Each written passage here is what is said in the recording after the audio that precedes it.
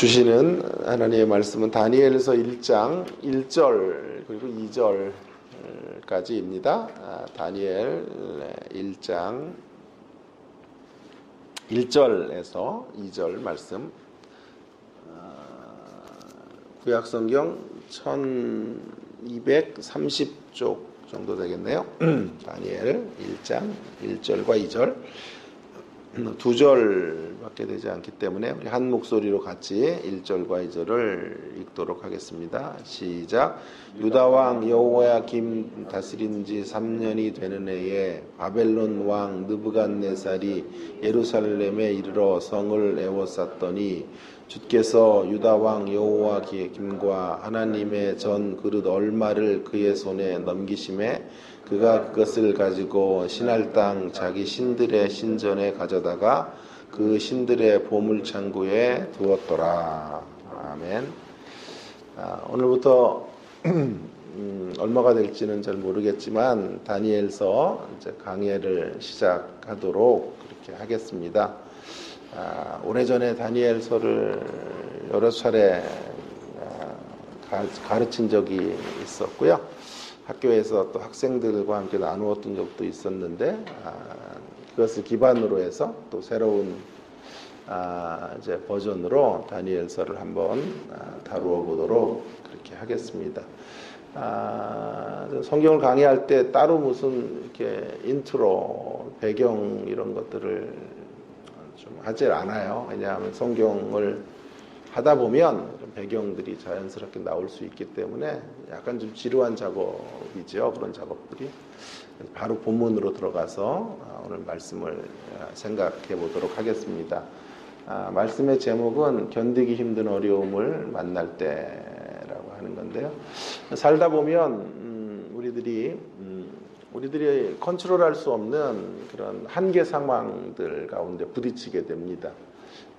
이미 엎질러진 물처럼 되돌리기에는 너무나 늦어버린 상황 앞에 놓여질 때가 있습니다. 어느 때 소설이나 TV 속에 있는 주인공의 이야기가 나의 이야기로 다가올 때가 있는 것이죠. 어느 날 직장을 잃어버리는 실업자가 됩니다. 어느 날 사랑하는 사람을 떠나보내야 되는 아픔을 경험하기도 하고요. 낙오자가 되기도 하고 또 어느 날 사람들의 수군거림의 대상이 되는 자리로 서게 되는 것이죠. 그럴 때 우리의 이제 감정은 하나님에 대한 원망 혹은 우리 삶에 대한 깊은 자괴감 같은 것들을 갖게 되는 것이죠. 오늘 이 본문의 이제 주인공이 다니엘이죠. 다니엘이 만났던 상황도 바로 그와 같다라고 말할 수 있겠습니다. 10대의 다니엘은 바벨론의 포로가 되는데요. 사실은 다니엘이 뭐 잘못한 대목이 없어요. 부모의 세대가 잘못 살아서 어느 날 눈을 떠 보았더니 나라가 이제 나라의 주권이 넘어가고 왕이 항복을 하고 그런 일들이 벌어지게 된 거죠. 눈을 떠 봤더니 자기는 포로의 몸이 되어 바벨론 제국으로 이송되어져 가는 이런 딱한 현실을 만나게 된 것입니다. 포로의 땅이 유배되는 것 정도가 아니라요, 이제 고국을 잃었고, 조국을 잃고, 또 성전이 무너져요. 자, 보시면 성전의 기구들이 전부 바벨론 왕의 손에 들려서 신할 땅 바벨론의 신전으로 그것들이 조롱거리의 도구로 이제 가져가게 되는 일들이 벌어지게 되는 것이죠. 정말 견디기 힘든 비통함 속에 놓여지게 되었을 것이 분명합니다. 그런데 다니엘은 그런 현실을 딛고 일어선 거죠. 그래서 다니엘서가 나오게 된 것이. 다니엘이 만일 그 현실 가운데 패배했고 영영 주저앉아 버렸다면 이 다니엘서는 우리 손에 들려질 수가 없었을 것입니다. 그래서 오늘 저는 묻고 싶은 거죠. 그렇게 견디기 힘든 어려움을 만날 때 우리가 어떻게 해야 되는가, 그런 자세에 대한 물음들에 답하기 원합니다. 결론부터 말하면 그럴 때 눈에 펼쳐지는 것만이, 우리 앞에 펼쳐지는 것만이 아니라 마땅히 보아야 될 것을 보아야 된다. 눈앞에 보여지는 것만이 아니라 보여지는 것이 아닌 마땅히 보아야 될 것을 보는 그런 태도가 필요하다라는 말씀을 드리고 싶어요. 왜 그럴까요? 그리고 또 무엇을 그러면 마땅히 봐야 될까요? 한 두 가지 생각들을 차례로 좀 점검해 보도록 하겠습니다. 왜 그럴까요? 왜 보여지는 것만 보서는 안 되고 마땅히 보아야 될 것을 응시해야 될까요? 제가 거기 답을 적어놨어요. 현실이 언제나 눈에 보이는 것과 같지 않을 수 있기 때문에 그래요. 우리 눈에 느껴지는 것과 같이 우리의 삶이 이끌려가지 않을 수 있다는 사실을 우리가 늘 염두에 두고 살아가야 되기 때문에 우리가 어려움을 만날 때 참 영화나 TV 속의 주인공이 되는 것과 같은 이런 경험을 하게 될 때마다 마땅히 응시해야 될 것들을 응시하는 신앙의 자세가 있어야 합니다. 먼저 그럼 좀 더 구분을 좀 해보죠. 눈에 보이는 것은 무엇입니까? 그냥 눈을 떠보니까 보여지는 현실은 아까도 말씀드렸습니다마는 이제 바벨론의 공격을 받아 여호야김 때 바벨론의 공격을 받아 포위되어지고 이제 나라가 망하게 되는 현실이 눈앞에 펼쳐지게 된 거죠. 이거보다 더 심각한 것은 뭐냐 하면 성전의 회파예요. 성전의 기구들이 신할 땅 바벨론의 신전으로 가져갈 수밖에 없도록 그렇게 무방비 상태로 성전을 방어하지 못한 것이죠. 아니, 하나님이 어쩌면 성전을 포기한 것일 수도 있다라는 생각을 하게 하는 거죠. 성전을 포기하셨다라고 하는 건 이스라엘을 포기했다라는 뜻과도 같이 느껴질 수 있는, 이것이 이제 그 시대가 만났던 다니엘서가 이제 맞닥뜨려 있는 현실적 상황이다. 눈만 뜨면 이런 현실이 보여지는 거죠. 어디에도 소망이 없는 이런 대목인데요. 그럴 때 우리가 마땅히 봐야 될 것을 이제 봄으로써 우리들이 당하고 있는, 우리가 맞닥뜨려 있는 이러한 현상이 내가 맞이해야 할 실상이라고 생각하지 않도록, 눈에 보이는 현상을 내가 맞이한 실상은 아니라고 생각해야죠.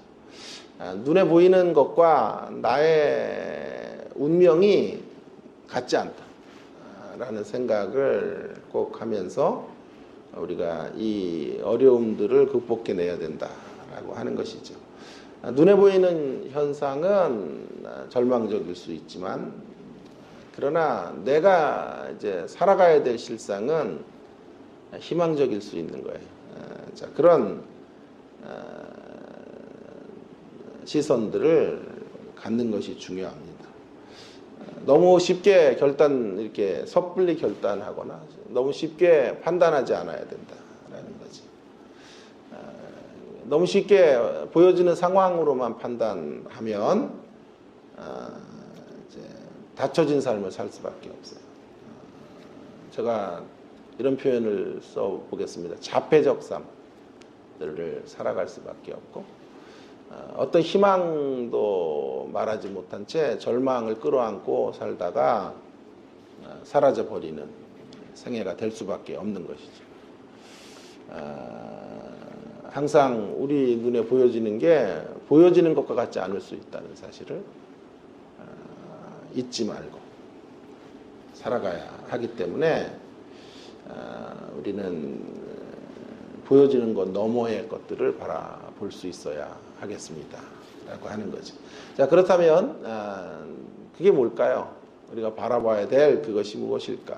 이런 절망적인 상황 속에서 보여지는 것은 으로 판단하면 소망도 없는 현실인데 그 가운데서 마땅히 봐야 될 게 뭘까 하는 것이죠. 그래서 왓에 대한 문제, 자, 두 가지로 제가 우리가 마땅히 응시해야 될 것은 첫 번째 하나님의 주권이고요. 또 하나가 이제 그 주권과 연동되어져서 나오는 또 하나의 사실인데 그 조금 이따가 제가 말씀을 드리겠습니다. 먼저 하나님의 주권을 이제 인정하고 하나님의 일하심, 배후에서 역사하시는 이런 사실들을 우리가 확실하게 바라볼 수 있어야 되겠다라고 하는 것입니다. 오늘 중요한 구절이 바로 이런 구절이에요. 자, 2절을 다시 한번 보면 주어가 뭐냐 하면 주께서라고 하는 것이고요. 동사를 한번 찾아보세요. 주어와 동사 찾기인데요. 먼저 넘기심에 첫 번째 동사가 중요한 동사가 넘기셨다라고 하는 건데 여기 주께서 그 구절만 따서 중간을 생략하면 주께서 넘기셨다라는 거죠. 핸드오버라는 뜻인데요. 주께서라고 하는 말은 로드라는 말이에요. 유진 피러스는 마스터 라는 단어를 표기했는데요. 주권을 갖고 계신 분이 역사를 통치하는 마스터께서 넘기신 것이다. 참 대단한 구절이에요. 사실은요. 2절에 주께서 넘기셨다라고 하는 구절. 우리가 슥 지나갈 수밖에 없는 구절이지만 여기에 우리는 깊은 관심을 집중해야 된다고 생각합니다. 그리고 음미해 봐야 합니다. 주께서 넘기셨다라고 하는 말의 뜻이 무엇일까? 그분이 이런 말이죠. 일시적인 허락 안에서 바벨론을 사용하고 계시다는 뜻이. 느부갓네살을 쓰고 계시다는 뜻. 제가 누누이 강조하는 것처럼 하나님은 선한 도구들을 쓰세요. 그러나 악의 도구들도 쓰세요. 악의 도구들을 통해서도 하나님은 일을 하신다고요. 그리고 그 악을 회개하지 않으면 그 악의 도구를 사용하시고 그 악을 패망의 길로 이끄시죠. 그런 이야기를 하고 싶은 거죠. 눈에 보이기에는 느부갓네살이 힘이 있고 바벨론이 강성해서 이스라엘을 지금 쳐들어온 것 같고 성전을 짓밟는 것 같은데 더 큰 그림으로 보면 그 안에 하나님의 주권이 작동하고 있는 거예요. 더 큰 이제 어떤 시선으로 바라보면 하나님께서 핸드오버 하신 거예요. 그 말은 하나님이 무능해서 하나님이 패배를 당한 것이 아니다 라고 하는 것을 분명히 성경 기자가 말하고 싶은 거죠. 하나님의 장중에 있는 이야기, 계획 속에서 벌어진 일들이다 라고 말하는 것이죠. 그래서 눈에 보이는 판단, 눈에 보여지는 것에 의해서 생각하는 일을 중단해야 돼요. 그리고 바로 이런 시각, 그 배후에 역사하시는 하나님이 계시고 그 배후에서 이 역사를 하나님의 뜻대로 이끌어 가시는 그런 하나님을 응시해야 할 것을 우리 가운데 말해주는 거예요. 그래서 다니엘서의 총 주제를 많은 다니엘 연구가들은 하나님의 주권에 눈뜨라, 주권신앙에 대한 이야기로 다니엘서를 푸는 것이죠. 이방 땅에서도 역사되어지는 하나님의 주권. 어떤 장소나 어떤 지역에 국한되는 것이 아니라 전 역사의 과정 속에 일하시는 하나님의 일하심과 주권의 이야기로 다니엘서를 풀어야 된다라고 말하고 있는 거죠. 자, 그럼 그런 이야기를 조금 더 생각해 본다면요. 하나님의 주권 속에 있다. 그러니까 결국 이스라엘은 망하는데 유다는 망하죠. 583년에 이제 완전한 항복을 하는데 그 전에 이제 왕들이 계속 항복을 하고 전쟁에서 패해서 이제 포로로 사람들이 잡혀가다가 궁극적으로 이제 바벨론에 의해서 망하게 되는데요. 지금 성경은 하나님이 하셨다 이렇게 얘기하는 거거든요. 자, 이런 대목에서 우리가 자칫 오해를 하면 안 되는 부분부터 먼저 좀 생각을 해보겠습니다. 하나님이 하셨다라고 할 때 마스터께서 로드가 핸드오버 하셨다라고 말할 때 우리가 이런 논리로 이것을 읽으면 안 되겠습니다. 이스라엘의 패망의 원인이 하나님이다. 그렇게 읽으면 거꾸로 읽는 거예요. 그런 뜻이 아니죠. 먼저 이 이야기를 할 때 중요하게 여겨야 될 것은요. 하나님의 주권을 이야기할 때 주권을 핑계 삼으면 안 돼요. 주권을 핑계 삼지 말고 이스라엘이 왜 팔리게 되었나, 이스라엘이 왜 포로가 되었나 라고 할 때 그것은 그들의 죄 때문이다 라는 것을 명확히 해야만 하겠습니다. 다니엘 9장으로 한번 가보면요. 9장으로 4절과 5절에 9장 4절과 5절에 다니엘이 이제 기도를 해요. 백성들의 현실들을 바라보면서 민족의 아픔을 바라보면서 기도해요. 이렇게 기도하죠. 내 하나님 여호와께 기도하며 자복하여 이르기를 크시고 두려워해야 될 주 하나님, 주를 사랑하고 주의 계명을 지키는 자를 위해서 언약을 지키시고 그에게 인자를 베푸시는 이시여, 우리는 이미 범죄하여 패역하며 행악하며 반역하여 주의 법도와 규례를 떠났사오며. 자, 이스라엘이 유다가 왜 멸망의 길로 나갈 수밖에 없었는가? 다니엘의 진단은 범죄했기 때문이죠. 하나님의 말씀을 지키지 않았기 때문에 팔려갈 수밖에 없었다라는 것을 분명하게 해야만 합니다. 그 책임이 하나님께 있는 게 아니에요. 하나님의 주권이 작동한다고 해서 이스라엘의 패망의 책임을 하나님께 떠넘길 수는 없다라고 하는 거죠. 물론 하나님의 매 앞에서 섭섭함을 가질 수 있지만 하나님의 주권을 잘못 오용해서 나의 모든 핑곗거리를 거기에 떠넘길 수는 없다라는 거죠. 이스라엘의 패망은 그들의 모자람 때문이죠. 상대는 악했고 이스라엘은 성숙하지 못했지요. 그래서 무너지게 됐고 팔리게 된 거죠. 징계이고 심판이죠.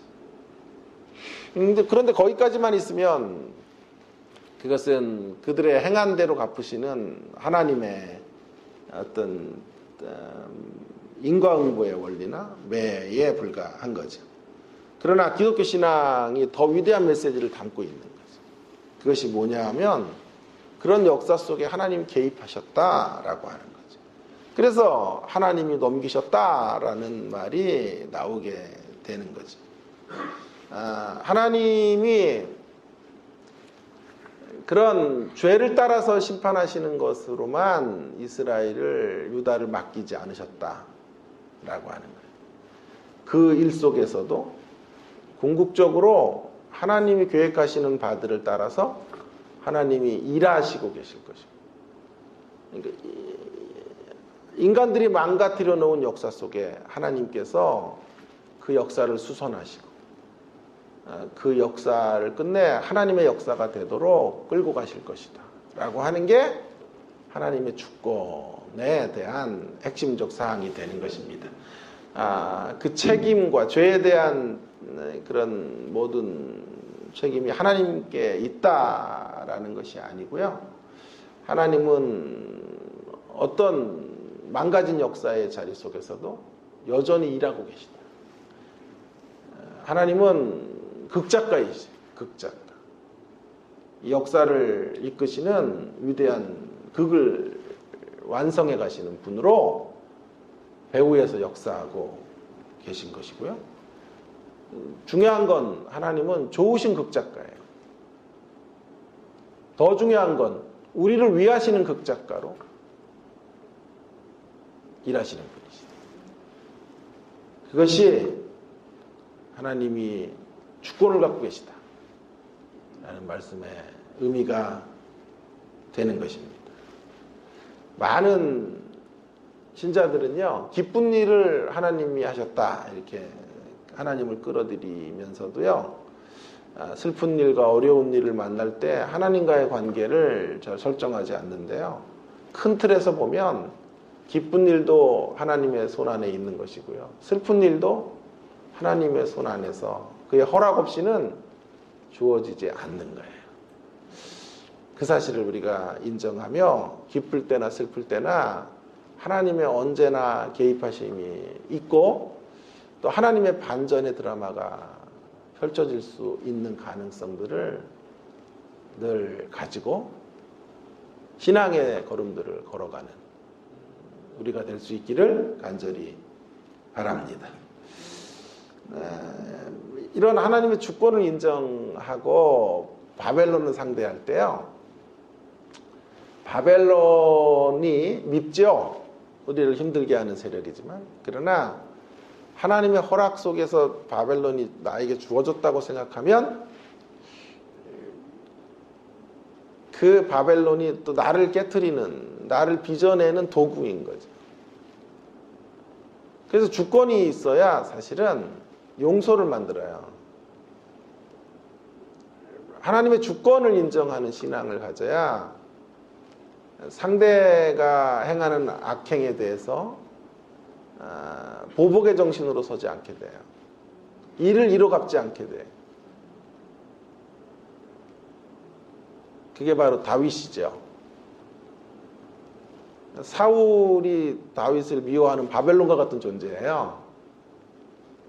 그죠?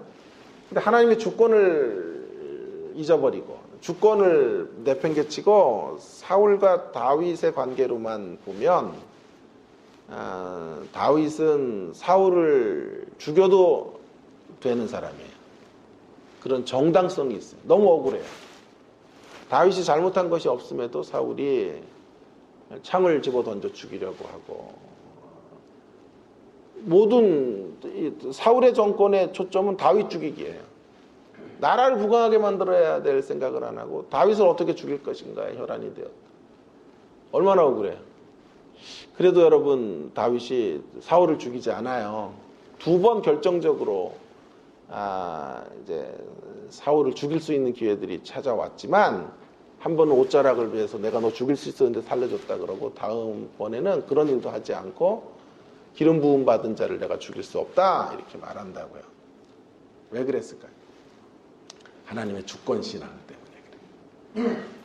하나님께서 진 에드워즈라는 사람의 세왕 이야기에 그런 이야기가 있단 말이에요. 하나님께서 사울을 통해 다윗 안에 있는 사울을 처리하시는데,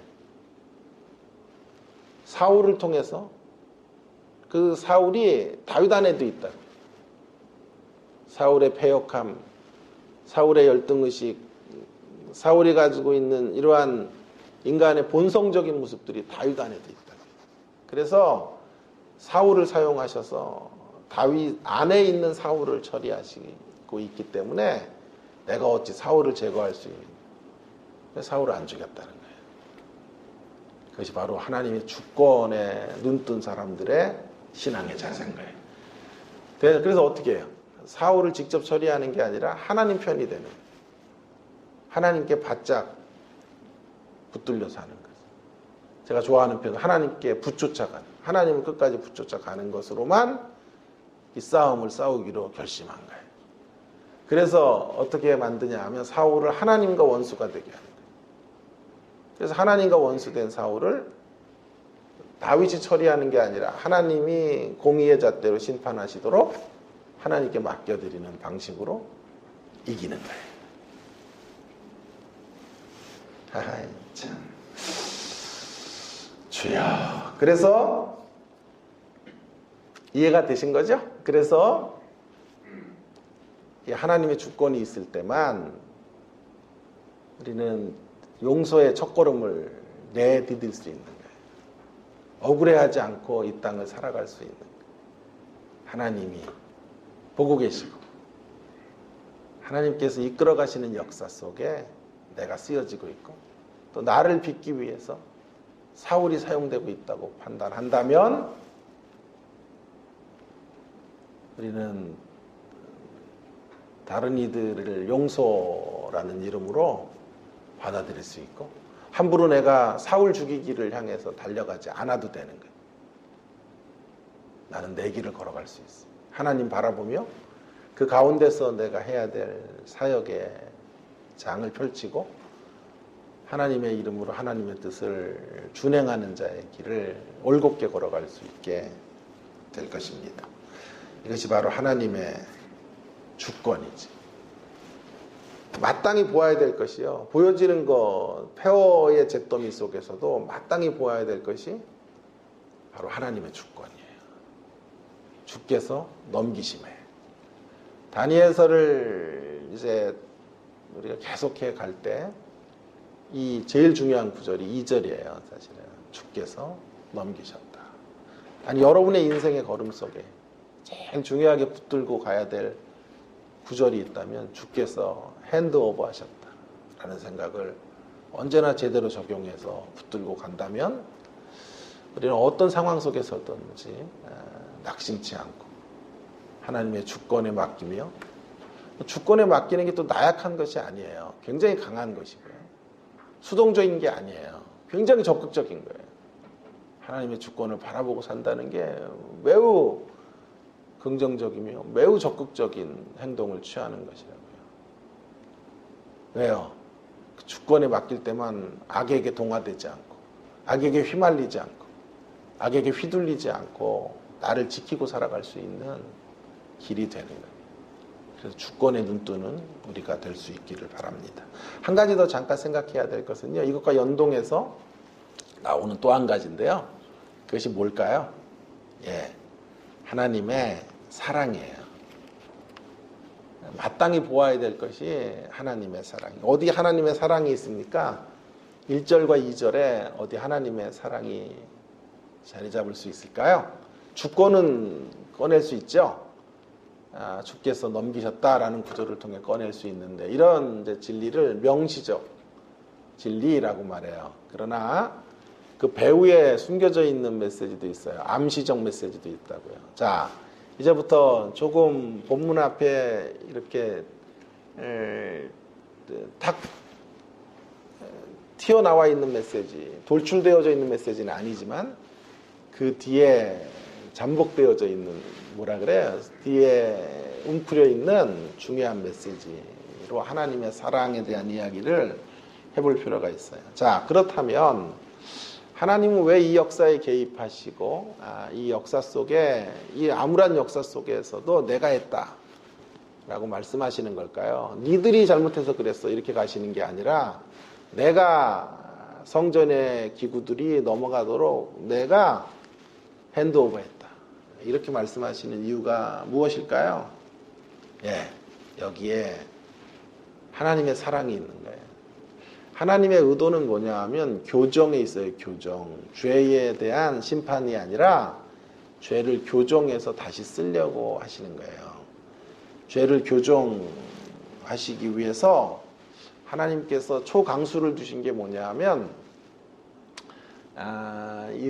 유다의 멸망뿐만 아니라 성전의 기구들이 팔려가도록 하는 거죠. 여러분 한번 깊이 생각을 해보십시오. 유다가 멸망하는 것까지는 그래도 하나님에게 타격이 별로 없어요. 그런데 성전이 짓밟히면 하나님의 이름이 걸려있는 곳이에요. 하나님의 임재가 있는 것. 그러니까 하나님의 임재를 드러내는 가시적 상징으로 성전이 존재하죠. 물론 예수님에게로 오면 내가 성전이라고 하심으로 손으로 지은 성전이 의미가 없고 그리스도의 몸으로의 성전 그리고 그 몸 안에 있는 우리 모두가 성전이 되는 역사로 변하는 거죠. 자, 그런데 이제 구약 시대에는 성전의 외적인 건물을 짓고 손으로 지어서 그것이 상징하는 바들을 통해서 하나님의 백성들이 하나님 앞으로 나아가도록 그렇게 역사하셨는데, 자, 그래서 성전은 매우 중요한 상징성을 갖고 있는 곳이에요. 유다가 망하도록 하시는 것은 괜찮아요. 그러나 성전이 짓밟히고 더럽혀지는 것은 막아야 돼요. 하나님 편에서요. 왜요? 성전이 짓밟혀지면, 그리고 성전의 기구들이 신할 땅으로 가면 조롱의 대상이 돼요. 하나님이. 하나님 가짜다 이렇게 되는 거 아니에요? 느부갓네살에게, 바벨론의 신에게 패한 존재다 이렇게 된다고요. 그러니 하나님께서 사수하셔야 될 곳은 성전이에요. 어떤 경우에도 성전을 지키셔야 돼요. 그리고 그 하나님은 성전을 지키실 만한 능력이 있으세요. 이렇게 지키면 돼요. 성전에 기구들 훔치러 들어오고 성전을 회파시키는 바벨론의 군대들을 간단하게 처리하실 수 있어요. 한 50만 볼트의 전류 같은 거 성전 입구에 흘려보내서 한 대여섯 명만 이렇게 그 전류에 감전되도록 하면 여기가 아닌 게 비어하고 손을 못 댈 거예요. 웃지도 않으시고. 자, 그래서 하나님이 여기는 손댈 수 없는 지역이다 이렇게 하나님의 분명한 뜻을 선언하시면 이방의 군대들이 결코 성전을 더럽힐 수 없어요. 그런데 하나님은 그것을 허용하신 거죠. 이게 사랑이라고요. 성전을 짓밟히는 것을 허용하시는 사랑. 하나님은 포기할 수 없는 것이 있고 포기하실 수 있는 게 있어요. 묵상을 하다가 참 다시 한번 그 사랑에 정말 제 마음이 녹아내리는 것을 경험했는데요. 자, 보세요. 힘 있는 자들은요, 뭘 포기 못해요? 자기들의 정당성을 포기 못해요.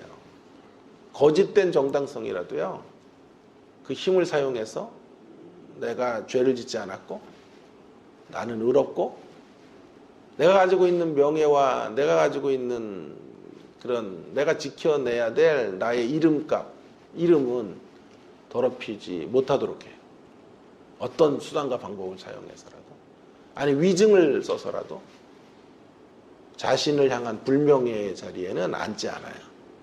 힘이 있는 사람들일수록 더욱 그런 돈을 써서라도, 아니면 그 힘을 확장해서 자기 사람들을 연결해서라도 자기가 가지고 있는 형식적 권위들을 지킨다고요. 그리고 그런 일들의 희생을 당해야 될 사람들이 있다면 과감히 그들을 짓밟아요. 자, 하나님은 어떤 분이죠? 우리 하나님이 얼마나 놀라운 분이냐 하면요, 하나님은요, 우리를 고치는 것이 하나님이 포기할 수 없는 사역이에요. 어떤 대가를 지불하고라도 우리를 고치셔야 돼요. 그런데 어떤 대가까지 지불하시냐 하면 자기의 명예가 실추되는 것, 자기의 이름이 이방 가운데 더럽혀지는 것마저도 용인하시면서 저와 여러분을 변화시키는 것에 몰입하시고 그것을 포기하지 않는,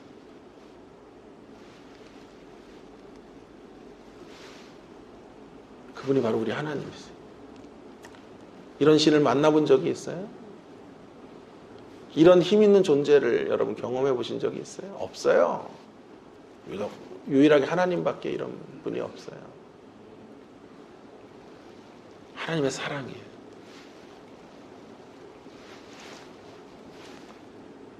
이스라엘이 고쳐야 될 것 중에 하나가 뭐냐 하면요, 가장 심각한 문제 중에 하나가 뭐냐 하면 잘못된 성전신앙이에요. 그들은 성전을 통해서 하나님의 임재로 나가는 역사들, 그 성전을 통해서 하나님께서 원하셨던 진정한 하나님을 향한 하나님 백성다움의 모습들을, 거룩의 모습들을 드러내는 일들에 전력했어야 돼요. 그런데 잘못된 성전 신앙을 가지고 성전 자체를 우상으로 섬기며 살았어요. 그러니까 성전이 그들 앞에 회파되지 않는 한 그들의 성전 신앙을 깨트릴 수는 없어요. 이 잘못된 성전 신앙의 충격요법을 쓰는 길은 너희들이 우상으로 붙들고 있는 이 건물이, 그 성전에 대한 신앙이 이렇게 잘못된 것임을 증거로 보여주지 않고서는 이스라엘을 고쳐낼 수가 없어요. 그래서 하나님께서 특단의 조치를 취하시는 게 성전을 짓밟히도록 하시는 거예요. 대단한 얘기예요. 성전을 짓밟히도록 내어주신다는 말은 하나님이 짓밟히도록 내어주는 거예요. 하나님이 세상 가운데 유린당하시고 세상의 손가락질을 당하시는 길을 허용하시겠다는 거예요. 왜요? 그러고라도, 그런 대가를 하나님 편에서 지불하고라도 하나님의 이름이 실추되는, 하나님의 명예가 짓밟혀지는 그와 같은 하나님 편에서의 엄청난 희생이 지불되고라도 건져내야 하고 다시 만들어 세워내야 될 하나님의 백성들이 있기 때문에, 그 하나님의 백성들을 만들어 가셔야 되기 때문에, 하나님의 백성들을 제사장 나라로 세우셔야 되는,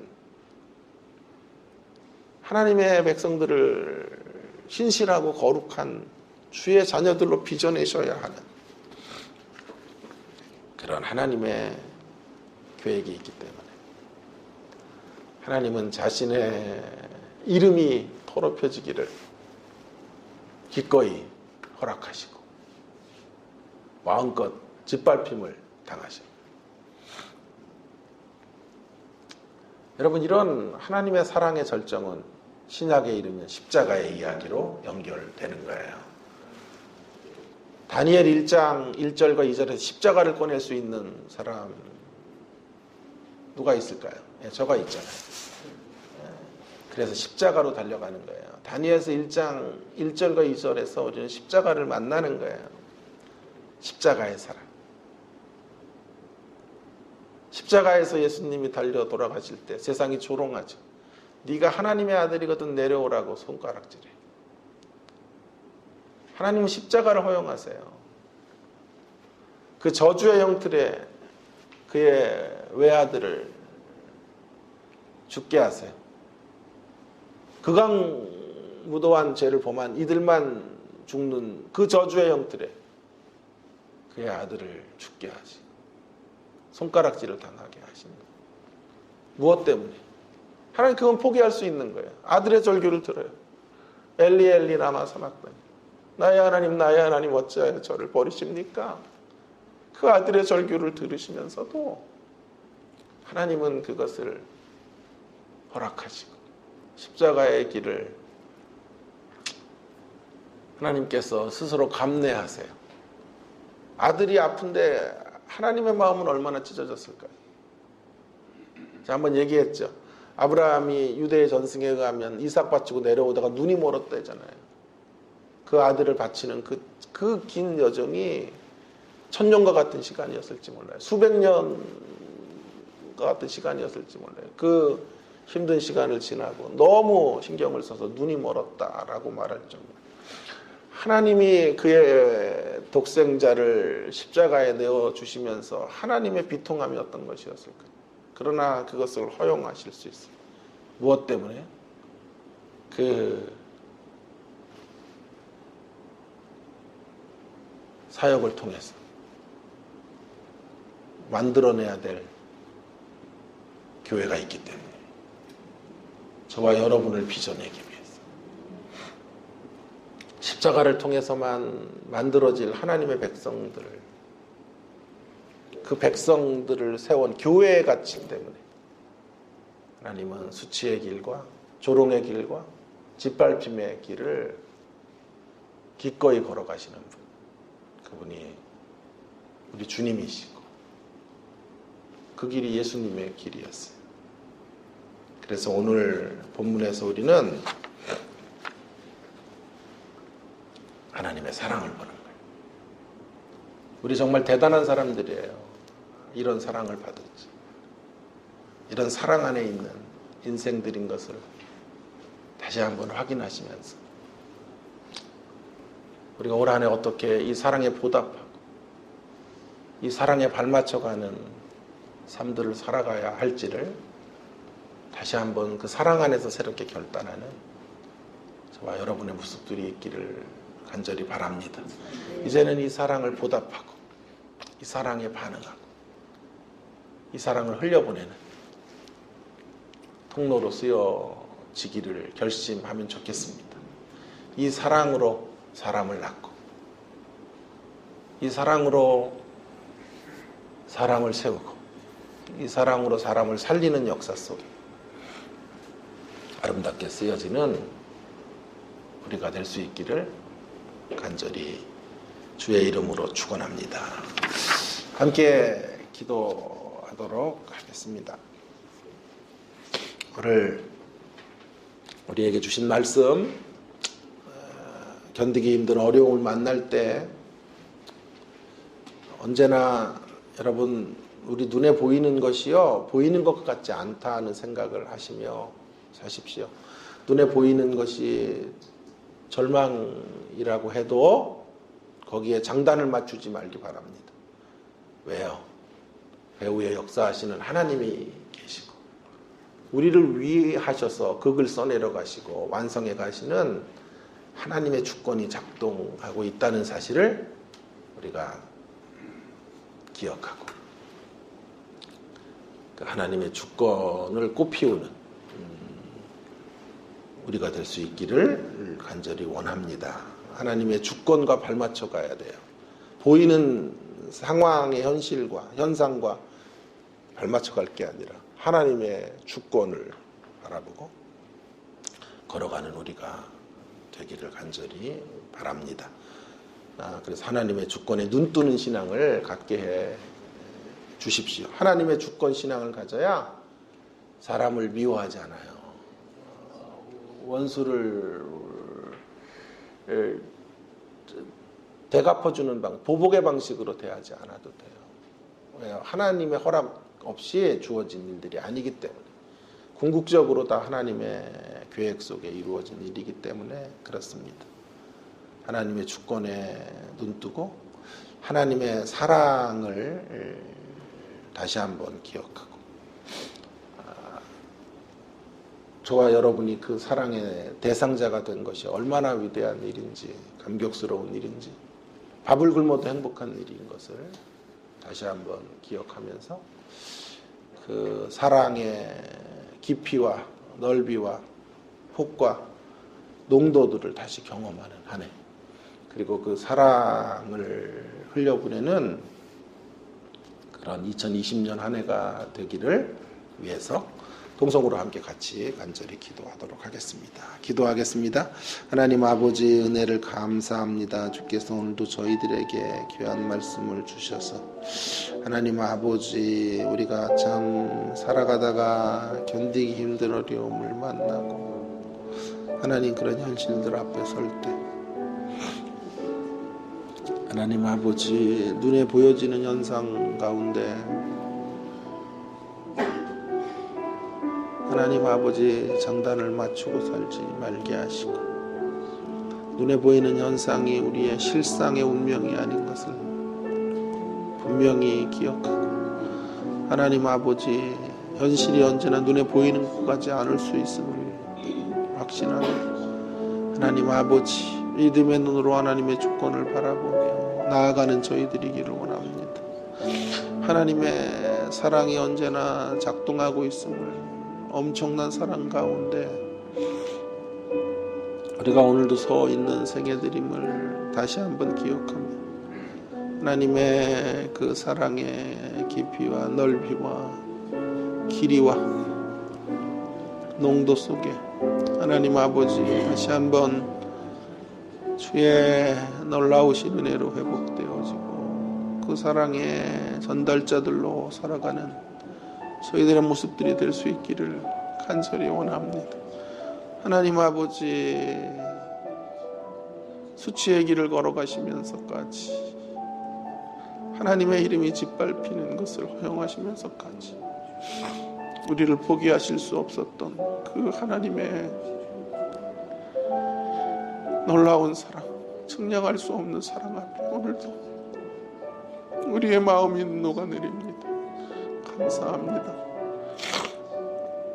이 사랑 잊지 않고 살겠습니다. 이 사랑의 통로로 주님 한 생애를 살아내겠습니다.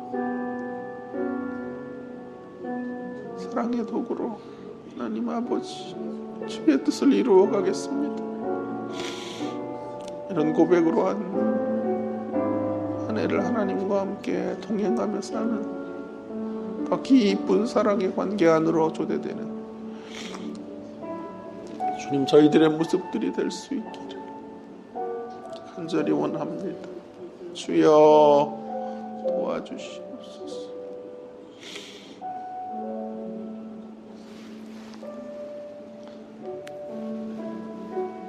계속해서 우리 교회를 위해서 한 번만 더 간절하게 동성으로 기도하기 원합니다. 우리 교회는 주님의 십자가 교회입니다. 주님의 십자가의 사랑으로 만들어진 부름받은 소중한 존재들입니다. 우리의 외적인 시선으로 볼 때 개어지고 망가지고 또 나와 생각과 가치가 틀린 사람일 수 있을지 몰라도요, 내적으로 보면 이 하나님의 엄청난 사랑 가운데서 부르심을 받은 생애들이 함께 모여 있는 것이에요. 이 사실을 한시도 잊지 말고 그런 형제를 우리가 미워한다면 하나님의 사랑을 경멸하는 거나 같아요.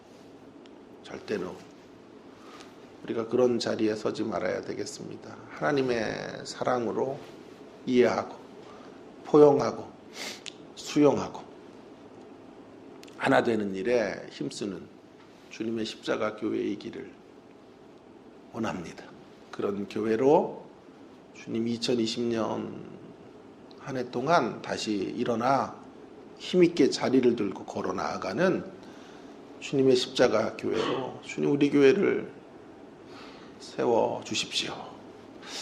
동성으로 함께 같이 기도하고 주일 예배를 위해서도 또 연약한 지체들을 위해서도 기도하겠습니다. 함께 기도하겠습니다. 하나님 아버지 주님의 십자가 교회를 여기 세우시고 하나님 은혜로 함께 하시며 오늘까지 지켜주셔서 감사합니다. 하나님 아버지 우리 교회 반드시 하나님의 뜻을 이루며 다시 거듭나야 되겠습니다.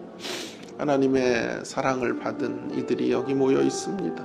그 사랑의 통로로 하나님 아버지 살아가기로 결심하는 이들이 모였사오니 하나님의 큰 사랑 안에 서로 하나 되고 서로 연합하고 서로를 보듬어 안는 아름다운 공동체로 주님 세워져 가도록 은혜를 베풀어 주시기를 간절히 원합니다. 그래서 하나님 그 사랑의 모습들이 향기가 되어 전파되어지고 하나님 그 사랑의 향기가 전파되어지는 곳에 복음의 위대한 역사들이 승리를 거두고 많은 이들이 주님 앞에 돌아오는 생명의 역사들이 펼쳐져 갈 수 있도록 하나님 함께해 주시고 역사해 주옵소서. 아름다운 교회로 빚어져 가도록 다시 일어나 걸어가는 새로운 한 해가 되도록 은혜를 베풀어 주시기를 간절히 원합니다. 하나님 도와주시고 하나님 은혜를 우리 가운데 베풀어 주셔서 하나님 아버지 교회를 하나님의 뜻대로 이끌어가는 이 행복을 갖고 사용되어지는 아름다운 통로들이 다 될 수 있도록 하나님 아버지 함께하여 주옵소서. 주일 예배 또 우리 지체들 가운데 연약한 분들을 강건하게 해주시고 우리의 노 부모님들 하나님 아버지 남은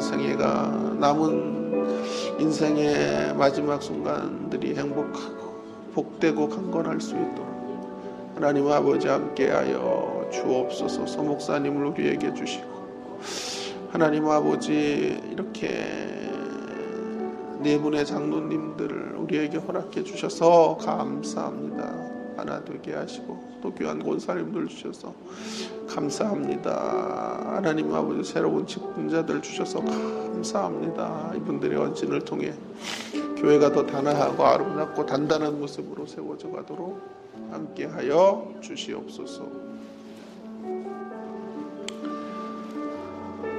하나님 아버지 오늘도 다니엘서 1장 1절과 2절을 통해 저희들에게 소중한 생명의 양식을 허락해 주셔서 감사합니다. 견디기 힘든 어려움을 만날 때 하나님 아버지 눈에 보여지는 것에 장단을 맞추지 말게 하시고 눈에 보여지는 것이 아니라 마땅히 보아야 될 것들을 바라보는 저희들이 될 수 있게 해 주시옵소서. 우리의 현실이 언제나 눈에 보이는 것 같지 않을 수 있다는 사실을 생각합니다. 하나님의 주권 신앙에 눈뜨는 저희들이 되게 하여 주시옵소서. 하나님께서 선한 통치자이시고 우리를 위하시는 분이심을 한시도 잊지 말고 하나님의 주권 안에 새로운 반전과 역전의 드라마들이 늘 펼쳐질 수 있다는 가능성들을 붙들고 힘들고 어려운 현실들을 버텨내고 싸워내는 믿음의 사람들이 되도록 함께하여 주시옵소서. 하나님의 사랑 앞에 다시 한번 감사를 드립니다.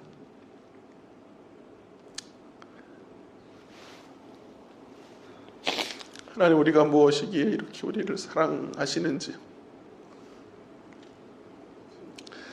하나님의 이름과 명예를 지키셔야 하는데